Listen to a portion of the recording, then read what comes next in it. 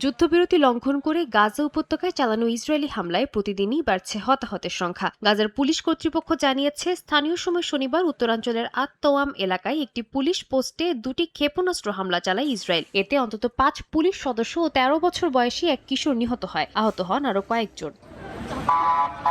গাজার স্বাস্থ্য মন্ত্রণালয় জানিয়েছে, গত 48 ঘণ্টায় বিভিন্ন হাসপাতালে আরও অনেক হতাহতকে নেওয়া হয়েছে। 2025 সালের অক্টোবরের যুদ্ধবিরতির পরেও গাজা ইসরায়েলি হামলায় অন্তত 883 জন নিহত হয়েছেন। একই সঙ্গে খাদ্য ও ত্রাণ সরবরাহ ব্যাহত হওয়ায় মানবিক সংকট আরও গভীর হচ্ছে বলে সতর্ক করেছে জাতিসংঘের ফিলিস্তিনি শরণার্থী সংস্থা UNRWA।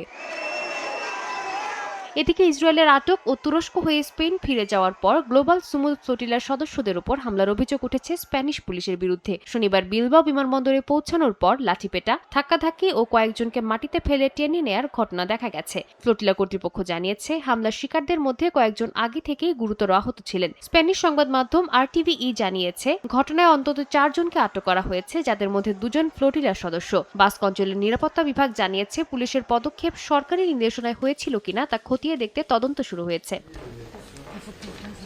অন্যদিকে ফ্লোটিলার কর্মীদের সঙ্গে খারাপ আচরণের জেরে ইসরায়েলের নিরাপত্তা মন্ত্রী ইতামার বেন-গভিরকে নিজ ভূখণ্ডে প্রবেশে নিষেধাজ্ঞা দিয়েছে ফ্রান্স। একই সঙ্গে ফ্লোটিলার সংগঠকরা অন্তত 15টি যৌন নির্যাতনের অভিযোগ তুলেছেন, যদিও এসব অভিযোগ অস্বীকার করেছে ইসরায়েলের কারা কর্তৃপক্ষ। ঘটনাটি নিয়ে উদ্বেগ প্রকাশ করেছে জাতিসংঘ। সাদিয়া তাসনিম, সময় সংবাদ।